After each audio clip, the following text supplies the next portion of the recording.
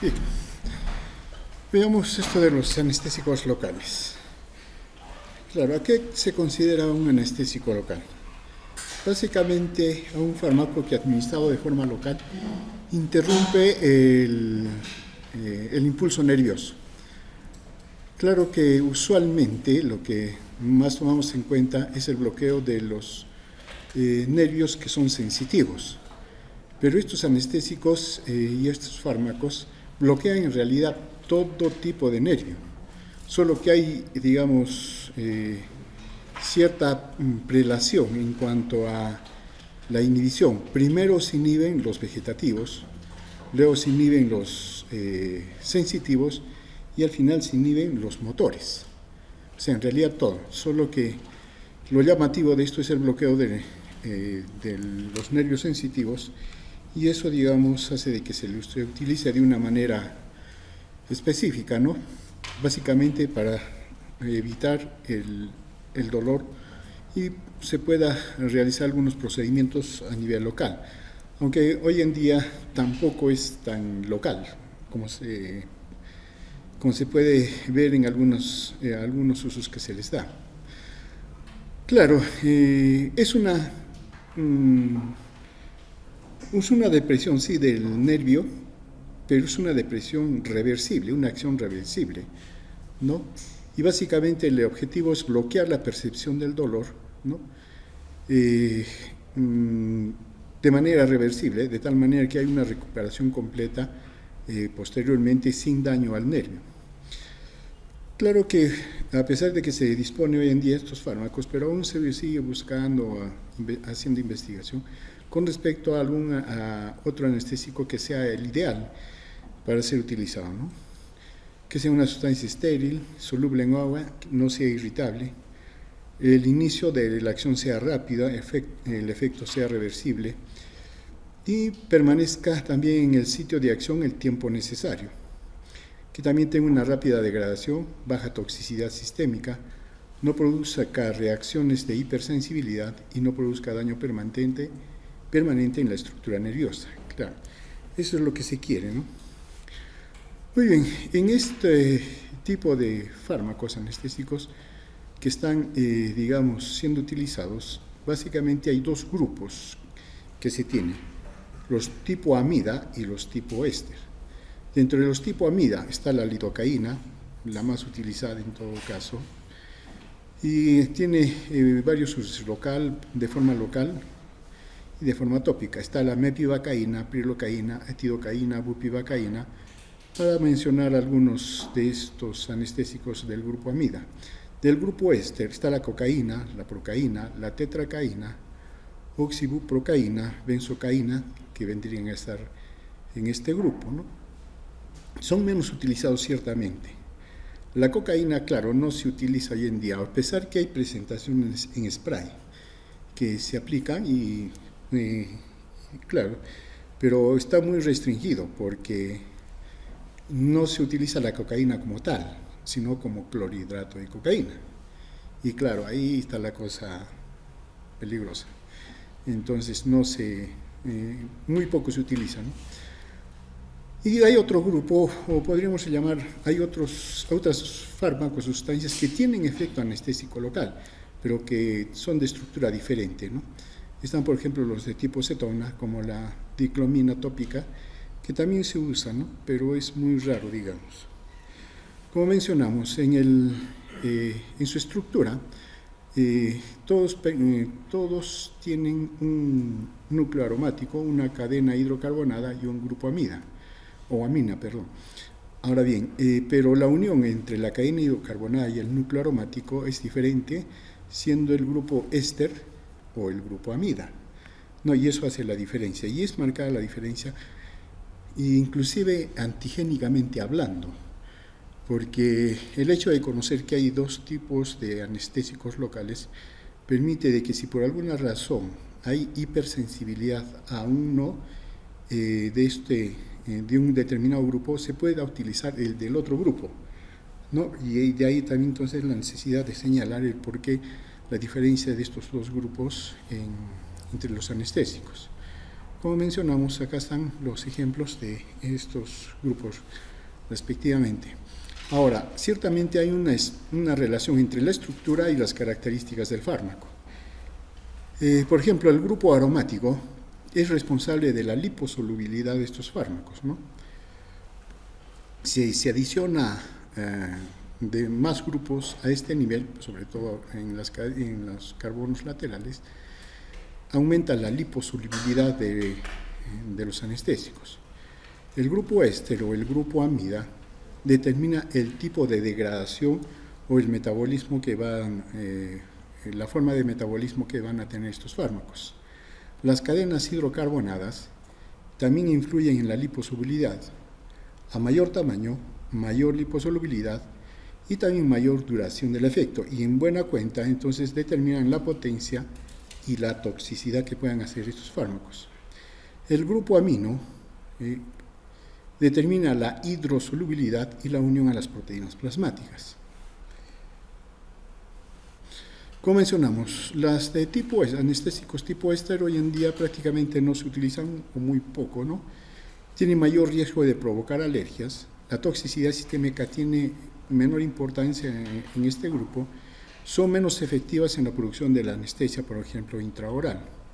El grupo amida, sí, acá está la lidocaína, como mencionamos, el grupo más utilizado, tiene menor riesgo de provocar alergias. La toxicidad sistémica, lamentablemente, también es un poco mayor con respecto al grupo éster, y sí son mucho más efectivos, por ejemplo, en algunos casos como la anestesia intraoral, ¿no? Ahora bien, también podemos clasificar a los anestésicos según su potencia, baja potencia, moderada y digamos una mayor duración.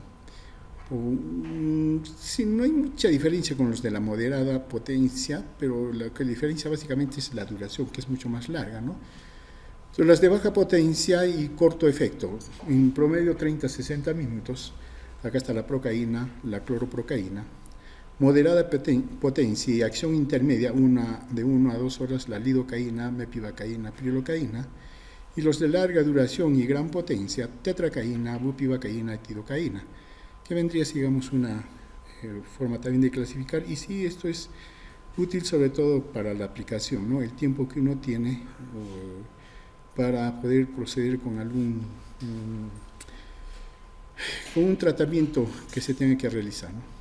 Ahora, el mecanismo de acción de los anestésicos. Claro, se administra en solución acuosa como clorhidrato y esto mejora su solubilidad y también la estabilidad. Una vez que son inyectados, el anestésico ionizado, porque esa es la forma en que se administra, interacciona con tampones tisulares y esto permite la formación de base libre del anestésico. El anestésico atraviesa la membrana celular, en este caso de la neurona, y bloquea los canales de sodio de la membrana celular. Entonces, lo hace por la parte interna, no lo hace de afuera. Entonces, tiene primero que ingresar, y para que ingrese tiene que estar en esta forma de base libre. Entonces, ¿qué se necesita? Los tampones tisulares para que se conviertan, ¿no? Entonces, se necesita cantidades adecuadas de base libre para que se pueda dar el bloqueo nervioso y una adecuada también distribución. Entonces, esa es la condición. Por eso es que, por ejemplo, en caso de inflamación tisular, que compromete los tampones tisulares, porque en una inflamación el ambiente es acidótico, ¿no? Entonces no es factible convertirlo en base libre. Y eso reduce entonces la capacidad del anestésico para atravesar la membrana y luego bloquear el canal. Entonces ya pierde efecto. Y si alguna vez ustedes han ido al odontólogo, por ejemplo, y hay una inflamación, ¿qué dice el odontólogo? No podemos hacer nada hasta que baje la inflamación. Claro, y esa es la razón, ¿no? Tiene que haber desinflamación, ya el medio ácido tiene que cambiar, y entonces recién sí ya puede proceder a anestesiar y todo lo demás, ¿no? Esa es la razón. Entonces, en un tejido inflamatorio los anestésicos locales no tienen efecto. Bueno, este es el mecanismo que mencionamos con respecto al bloqueo, ¿no? Y como mencionamos, el bloqueo tiene también un orden, ¿no?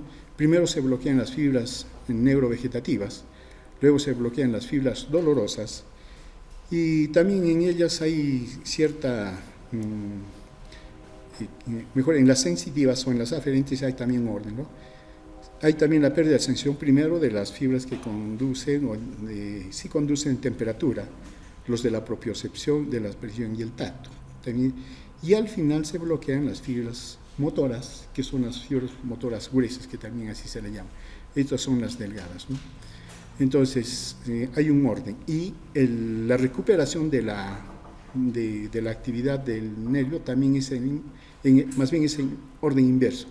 Primero se van recuperando las fibras motoras, luego las sensitivas y al final las neurovegetativas, ¿no? Ahora bien, en cuanto a su absorción y distribución, a mayor flujo sanguíneo, mayor velocidad de absorción. Claro, acá hay una cosa que hay que tomar en cuenta, ¿no? Los anestésicos locales tienen que actuar en el sitio, en el lugar. Y entonces, cuando es absorbido, deja ya de tener su efecto, ¿no? Entonces, ahí hay que tomar en cuenta ese hecho. Ahora bien, entonces, si hay una gran cantidad de vasos, está irrigado ese tejido, obviamente que va a haber mayor flujo sanguíneo y la velocidad de absorción también es mayor, ¿no? Si tiene mayor liposolubilidad anestésico, va a haber menor velocidad de absorción debido a que va a difundir a los tejidos y a las fibras nerviosas. A mayor unión de proteínas también es menor su velocidad de absorción, ¿no? Ahora bien, ya el anestésico local modifica el flujo sanguíneo, ¿no? Y induce en la mayoría de los casos una vasodilatación. Claro, y ese es un problema, porque está favoreciendo su absorción y entonces más rápido desaparece su efecto en el lugar. Claro, entonces los anestésicos locales a un alto flujo sanguíneo local van a ser absorbidos más rápidamente. Hay algunas excepciones, ¿no? Como la cocaína o la ropivacaína. Su distribución incluye unión a proteínas que tiene que ver su unión a la glicoproteína alfa-ácida, ¿no? A mayor unión, mayor seguridad. Claro, si hay un exceso va a ser fijado por las proteínas y hoy se evita que haya digamos, fármaco libre circulando, ¿no? Bupivacaína, ropivacaína, por ejemplo. A menor unión, entonces, claro, hay mayor riesgo, menor seguridad, ejemplo, la lidocaína. Y lo que mencionamos con el flujo sanguíneo, la cantidad de anestésico que llega a los órganos es directamente proporcional al flujo sanguíneo. Claro, eso sí lo vemos desde el punto de vista de los anestésicos desde la sangre, pero no se utiliza de esa manera, ¿no? Así tiene el otro efecto. Pero esto que nos trae como, digamos, a ser considerado, que estos órganos que vemos acá, sí pueden obtener una gran, anestésicos locales cuando por, digamos, ir administrando, por el efecto que uno quiere y mantener el efecto, va administrando el anestésico de manera local. Y si aumenta y empieza a inyectar más anestésico, la posibilidad de ser absorbido es mayor, ¿no? ¿Y a dónde va a llegar más? Va a llegar a estos órganos que están mucho más irrigados, donde la sangre fluye con mayor cantidad. Entonces va a haber efectos, digamos, una vez que se absorbe, y puede haber efectos a nivel del sistema nervioso, el corazón, músculo esquelético. Claro que muy poco se va a ver con músculo esquelético, debido a que el músculo esquelético es un gran espacio. El problema lo vamos a tener con el corazón y con el cerebro. Ahora bien, la forma más común de toxicidad de los anestésicos locales es cuando lo administramos y no advertimos de que lo estamos poniendo a vía endovenosa o a vaso. Hay una maniobra que siempre hay que hacer, ¿no? Cuando uno inyecta, ahí hay que hacer la aspiración para ver si no está en vaso. porque si está en vaso va a cargar sangre, entonces uno se da cuenta que está en vaso y tiene que moverse, ¿no? Ir a otro espacio. Entonces, la toxicidad generalmente es por eso. No se toma la precaución, uno inyecta el anestésico y va directamente a sangre. Y entonces se presenta la toxicidad. Ahora, hay diferente forma mejor dicho, la toxicidad va a depender de ciertas condiciones. Por ejemplo, si comparamos dos anestésicos, la lidocaína y bupivacaína, si consideramos que la lidocaína se une el 60% a proteínas y el 40% queda libre, eso equivale de 100 gramos, 40 miligramos, estamos hablando de miligramos libres, y son 40 miligramos libres que, digamos, están en sangre y que pueden sí causar toxicidad. Pero digamos, como quiera, lo puede controlar el organismo o no es muy fuerte la toxicidad de alguna manera, ¿no? Pero en caso de la bupivacaína, por ejemplo, ella se une a las proteínas en un 96% y solo un 4% queda libre, ¿no? Entonces, 4 miligramos, entonces, haciendo la equivalencia, pero es 4 veces más potente y entonces la posibilidad de toxicidad, si bien es cierto, es menor, porque se fija más a las proteínas, pero su potencia lo hace también más riesgosa, ¿no? Y eso equivale entonces, por ejemplo, a 16 miligramos libre si lo comparamos con la lidocaína. En caso de acidosis e hiponatremia, que son condiciones que pueden modificar la unión del anestésico a las proteínas, en este caso, por ejemplo, de los 100 miligramos de lidocaína, en estas condiciones solo un 30% se une y resulta que un 70% quedaría libre, ¿no? Y son 60 gramos libres que quedan y sí, la posibilidad de toxicidad acá es mayor.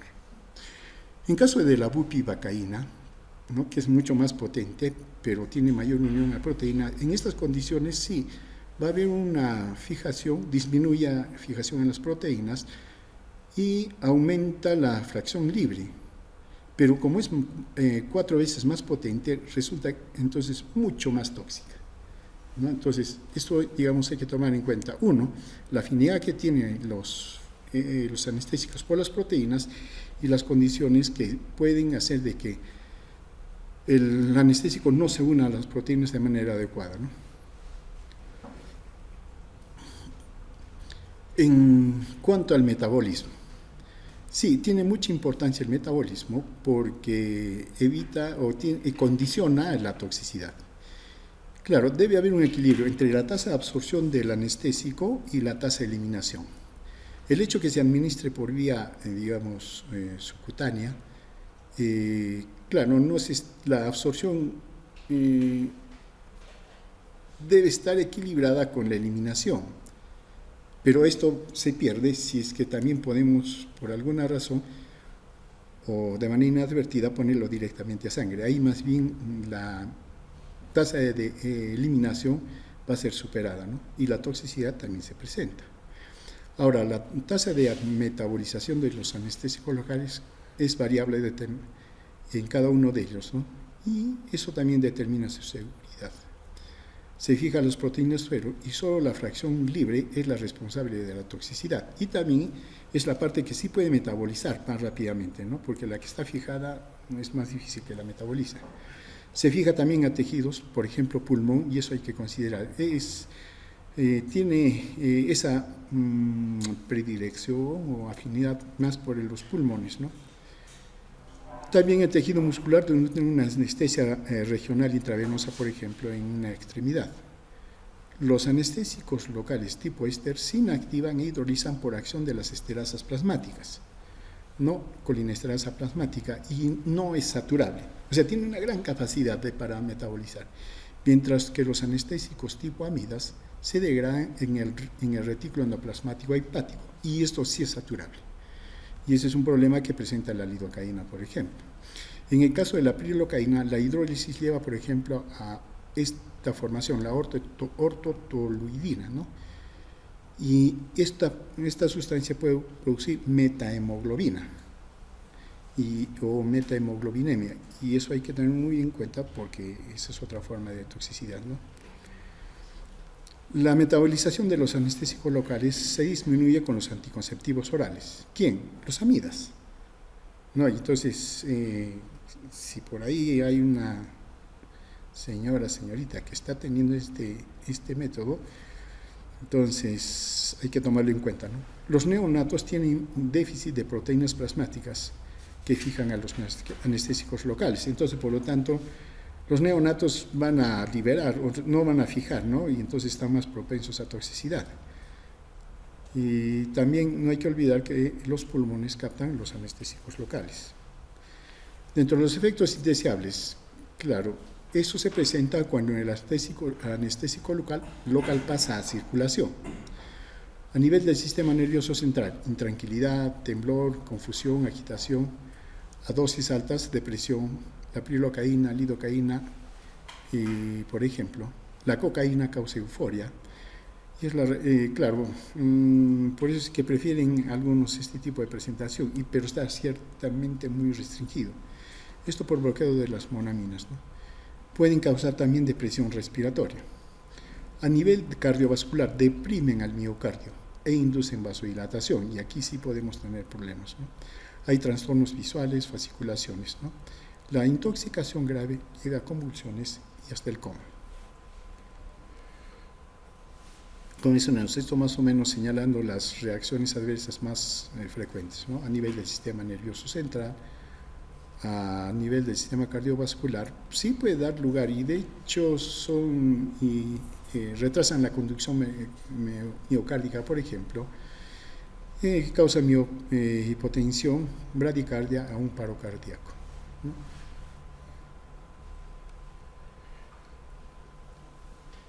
Ahora, ciertamente el uso de anestésicos locales tiene un riesgo significativo de reacción adversa cuando se utiliza, por ejemplo, en pacientes que tengan arritmia cardíaca no controlada, tengan insuficiencia cardíaca congestiva descompensada, o se tenga anestesia general con anestésicos generales halogenados. Claro, es muy raro que combinen las dos cosas, ¿no? Pero hay mayor riesgo entonces de tener problemas con esto. Hay que reducir la dosis de administración en caso de que haya uso de antidepresivos tricíclicos, antagonistas de los receptores alfa-adrenérgicos no cardioselectivos. Ahora bien, es muy común que se asocie un vasoconstrictor, y tenemos lidocaína, por ejemplo, sin y con epinefrina. No con esto. Claro, ¿cuál es la finalidad de asociarlo con un vasoconstrictor? Si hay vasoconstricción, entonces la absorción va a disminuir y se hace más lenta, ¿no? Entonces, el objetivo es que el anestésico se retenga en el tejido, en este caso en el tejido nervioso, por mucho más tiempo, y eso prolonga su efecto. También reducir la toxicidad sistémica, claro, porque se va a absorber más lentamente. Disminuir también la hemorragia en los tejidos que se asocian a los procedimientos quirúrgicos, también, ¿no? Eso favorece, tiene esa ventaja, ¿no? Ahora, lo más común es utilizar, si estamos hablando, por ejemplo, de los cartuchos dentales, sí están asociados con adrenalina, y también se puede ser asociado con la levonorfedrina. Es muy común, en nuestro medio no existe esto, pero digamos, está considerado también dentro de la farmacología. Esta es la más común, ¿no? Y la concentración utilizada es 1 en 50.000, o sea, 1 de adrenalina, 50.000 del anestésico, ¿no? O 1 en 100.000. Si hablamos de los cartuchos que utilizan los odontólogos, estos tienen un volumen de 1.8 y contienen de adrenalina 0.036 de miligramos, o sea, es bien pequeña la cantidad, ¿no? Esto sí está en una concentración 1 en 50.000. Si es 1 en 100.000 es 0.018 miligramos, ¿no?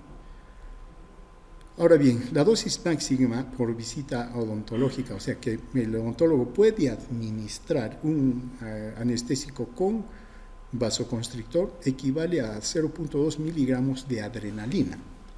Entonces, si llega a esa concentración hasta ahí, ese es su límite. Entonces, claro, uno debe más o menos puede deducir, ¿no?, cuántos cartuchos puede utilizar, ¿no? Entonces solamente hay que hacer la división, ¿no? Y entonces nos dice cuántos cartuchos el odontólogo puede aplicar en una sesión. Ahora bien, también está otras presentaciones que se utilizan de manera más general, ¿no? Está 1 en 200.000, por ejemplo, 1 gramo de epinefrina por 200.000 mililitros del anestésico. Esto va a dar lugar a 5 microgramos por mililitro de anestésico de la adrenalina. Ahora, pero también hay que tomar en cuenta la condición del paciente. Hay dosis de adrenalina en personas sanas y inclusive y hay que considerar los pacientes que tengan alguna patología, sobre todo cardiovascular, porque la adrenalina tiene ese efecto, ¿no?, a nivel cardiovascular. En caso de paciente sano, la dosis está calculada de 30 microgramos por kilogramo de peso, sin exceder los 0.2 miligramos, como habíamos mencionado anteriormente. En caso del paciente que tenga alguna enfermedad cardiovascular, ¿no?, pero que esta enfermedad no afecta sus actividades, se recomienda 1.5 microgramos por kilogramo de peso, sin exceder 1/10 de miligramo, o sea, la mitad del paciente sano, ¿no? Y aquel paciente que tiene enfermedad cardiovascular y presenta limitaciones en sus actividades, se recomienda 0.35 microgramos por kilogramo de peso, sin exceder 0.04 miligramos. Claro, y hay que echar números, hay que calcular. Y como está un poco difícil en la práctica, mejor utilizamos un anestésico sin epinefrina. Listo, punto. ¿Para qué nos complicamos la vida? Ahora bien, hay algunas contraindicaciones para el uso de los anestésicos con vasoconstrictores. Por ejemplo, contraindicado en caso de hipertiroidismo no controlado, ¿no? Hay riesgo significativo de reacción adversa con hipertensión arterial grave, angina de pecho, isquemia miocárdica, inclusive que haya tenido un antecedente de infarto 3 a 6 meses anteriores. Claro, ahora está bien, pero el paciente nos dice, no, hace 4 meses yo tuve un infarto, ahora estoy bien todo, pero mejor dejarlo, no vaya al paciente. Accidentes cerebrovasculares, ¿no?, también durante los últimos 3 a 6 meses. Contraindicado definitivamente la epinefrina, angina de pecho, hipertensión no controlada, arritmias cardíacas, insuficiencia uteroplacentaria, tratamiento con inhibidores de la MAO, en regiones de riesgo de isquemia. ¿Cuáles son estas regiones de riesgo de isquemia? Lugares de terminación de circulación, claro, dedos, pies y manos, pabellón de la oreja, lóbulo de la nariz y genitales. Ahí no se tiene que utilizar, ¿no?, porque de hecho va a ir a isquemia. Y en caso de anestesia regional intravenosa, eso después lo vamos a ver, ¿no? Ahora, podemos considerar el perfil de los anestésicos considerando su inicio de acción, la duración, la penetración que tiene, el tipo de fármaco que es y, claro, también está el uso más habitual, ¿no? Por ejemplo, la lidocaína, su inicio es rápido, duración es moderada y penetración mística también es rápida, ¿no? Es en tipo de enlace y prácticamente es la más utilizada, ¿no?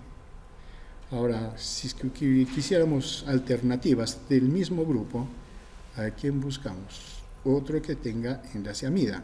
Y aquí tenemos, ¿no?, la pirocaína, que tiene baja toxicidad, la bupivacaína, que también tiene baja toxicidad, ¿no? Pero en el caso de la bupivacaína, su inicio es lento, la duración es larga, la penetración es moderada, este tipo de enlace amida. Por eso mismo se utiliza en ciertas técnicas como la anestesia epidural y la anestesia raquídea. Claro, ahí se necesita un tiempo más largo de efecto y se utiliza, ¿no? Bueno, así, digamos, están descritos sus perfiles que tienen, ¿no? Claro, por ejemplo, también está el hecho de que se pueda analizar su potencia y su capacidad tóxica. Lidocaína, una potencia analgésica como 2, lidocaína como tóxica también como 2, ¿no? Quien es muy analgésica, cierto, la bupivacaína, pero también es más tóxica. Entonces uno va considerando estos factores. Bueno, ahora, los anestésicos tienen varias presentaciones, no solamente digamos, para inyección. Está la dibucaína, que es la tetracaína, por ejemplo, que se vende en cremas pomadas para aplicación dermatológica. El clorhidrato de diciclinina, que tiene un inicio rápido, se absorbe en piel y mucosas en una solución de 0.5 a 1% para anestesia tópica, ¿no? Está el clorhidrato de pramoxina, irritante para los ojos, la nariz, también para anestesia superficial, ¿no? A nivel de piel y mucosas, ¿no? En preparados tópicos. Y la benzocaína, que es bastante utilizada, ¿no? Tiene baja solubilidad y eso favorece su uso de manera tópica, o sea, no se absorbe, entonces mejor, ¿no? Su absorción es demasiado lenta, es poco tóxica y se puede aplicar en heridas, superficies ulceradas. Y hay varias cremas que inclusive están asociados con antibióticos, ¿no? Entonces, ¿para qué? Para aplicación local. Claro que también la benzocaína, si es que se absorbe, hay peligro de metahemoglutinemia. Claro, hay ventaja que no se absorbe y todo lo demás, pero no hay que tampoco abusar. Y generalmente, cuando tenemos este tipo de cremas, sí es cierto, a veces nos confiamos, pero si uno ve que la extensión, sobre todo en pacientes quemados, cuando se le tiene que cambiar los apósitos, entonces, claro, uno dice, le aplicaremos este tipo de cremas, pero resulta que si la extensión es larga, es grande, amplia, entonces uno aplica la crema, por más pequeña cantidad que esté queriendo aplicar, la extensión pues larga, y eso sí es una cantidad que sí puede ser absorbida, ¿no? Entonces eso que también hay que tener en cuenta, no solo la cantidad, sino la extensión de la herida, porque a mayor extensión, mayor aplicación del anestésico, ¿no? Hay también anestésicos que son restringidos para uso oftalmológico, por ejemplo, para anestesia de la córnea y la conjuntiva, ¿no? La procaína, la tetracaína, por instilación o por goteo, simplemente, ¿no? Claro, hay una anestesia prolongada en córnea, en conjuntiva sana, que en las inflamadas, por lo que hemos mencionado también anteriormente, y vale también para acá, ¿no? Claro, básicamente también por el efecto de la vascularización, ¿no? Es, digamos, una manera de aplicarlo. Está también lo que se llama el bloqueo nervioso. Lo que se hace es inyectar el anestésico, el interior del nervio o plexo nervioso, en caso de las zonas de mayor extensión. Claro, a veces es difícil, por ejemplo, herida en los dedos, infiltrar, porque es pequeño, sobre todo si es un niño, la mano chiquita, dedos delgados, infiltrar y la aguja todavía es mucho más grande, ¿no? Entonces es un problema. Entonces, ¿qué se hace mejor? Como por aquí están saliendo los nervios, entonces se bloquea acá. Y todo del dedito queda anestesiado. Claro, entonces eso es mucho más cómodo si es que uno quiere hacer un procedimiento, ¿no? Entonces, ese es el bloqueo, ¿no? Entonces, se puede bloquear cualquier nervio de esa manera. Y lo que hace el odontólogo es busca también, ¿no? El nervio, ¿cómo se llaman los nervios? Ya me olvidé, anatomía, hace tiempo que lo llevé. Entonces, y es lo que busca el odontólogo, busca el nervio y lo bloquea. No, raro es el odontólogo que hace anestesia en el mismo lugar donde está trabajando. Antes hacían eso, pero ahora son más prácticos y buscan el nervio. Y eso bloquea todo, ¿no? Y por eso que también nos desfigura por lo menos una hora. Claro, porque uno quiere sonreír y la boca se va para un lado. Porque bloqueó también el nervio motor. O si no, uno quiere comer y todo se le cae. Claro, por eso el odontólogo dice, no, por lo menos no coma durante una hora, ¿no? Para la recuperación. Ahora, en estos casos se utiliza anestésicos de acción breve, de 20 a 40 minutos, por ejemplo, la procaína. De acción intermedia se puede utilizar la lidocaína, la mevipacaína y los anestésicos de acción prolongada, 2 horas, ¿no? Claro, va a depender del procedimiento. Si se bloquea, por ejemplo, aquí, y esto es una zona bastante amplia, entonces va a ser bloqueado, ¿no? Se entiende que va a haber un procedimiento en esta zona que está, digamos, haciendo que se pueda utilizar de esa manera. Ahora, complicaciones de la infiltración. Claro, si es local, sí, estamos favoreciendo la entrada de bacterias, podemos causar hematoma. Síndrome de compresión nerviosa, claro, el anestésico sí debe ser administrado y absorbido, pero como no es mucho de repente lo que se ha inyectado, es un volumen y eso comprime, ¿no? Y eso sí daña al nervio. Y claro, la recomendación dice que el anestésico debe ser infiltrado dentro del nervio, pero muchos no prefieren eso porque el mismo trauma daña el nervio. Entonces lo hacen, pero alrededor, ¿no? De tal manera que filtra, entonces ya bloquea.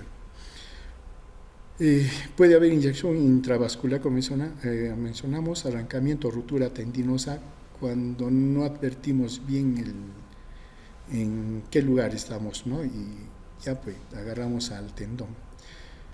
Puede haber problemas sistémicos y por estos problemas, sí, bacteremia, el mismo efecto del anestésico.